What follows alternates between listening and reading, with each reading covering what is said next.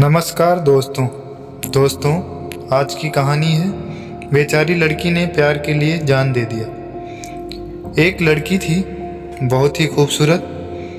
जितनी वह सुंदर थी उतनी ही ईमानदार। ना किसी से झूठ बोलना, ना किसी से फालतू की बातें करना, बस अपने काम से काम रखना। उसी क्लास में एक लड़का था। वह मन ही मन उससे बहुत प्यार करता था। लड़का अक्सर उसके छोटे मोटे काम कर दिया करता था। बदले में जब लड़की मुस्कुरा कर थैंक यू कहती तो लड़के की खुशी की सीमा नहीं रहती। एक बार की बात है, दोनों लोग साथ साथ घर जा रहे थे। तभी जोरदार बारिश होने लगी। दोनों को एक पेड़ के नीचे रुकना पड़ा। पेड़ बहुत छोटा था।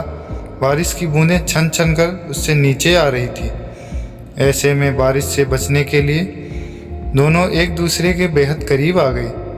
लड़की को इतना करीब पाकर लड़का अपने जज्बातों पर काबू ना रख सका।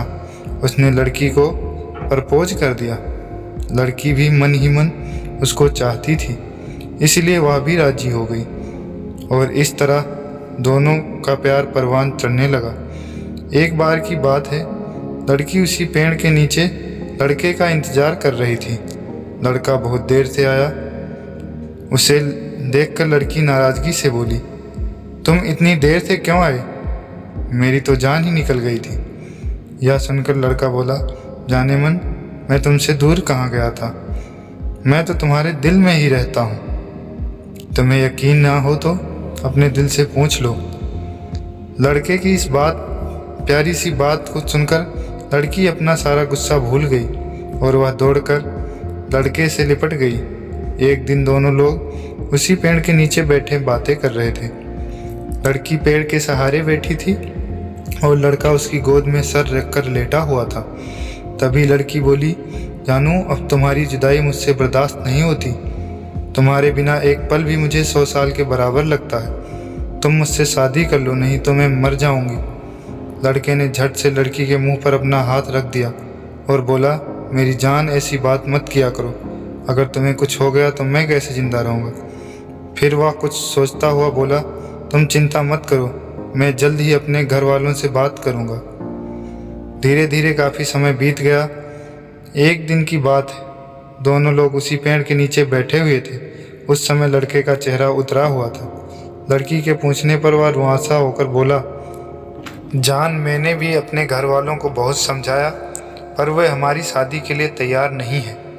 उन्होंने मेरी शादी कहीं और पक्की कर दी है।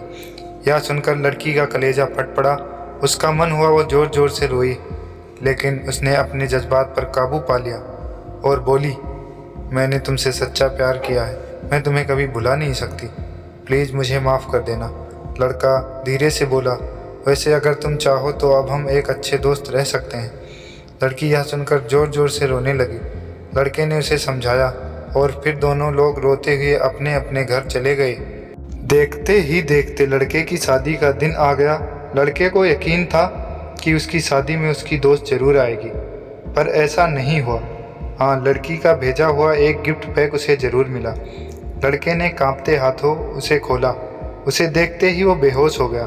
गिफ्ट पैक में और कुछ नहीं, खून से लथपथ लड़की का दिल रखा हुआ था और साथ में ही चिट्ठी थी जिसमें लिखा हुआ था, अरे पागल, अपना दिल तो लेते जा, वरना अपनी पत्नी को क्या देगा।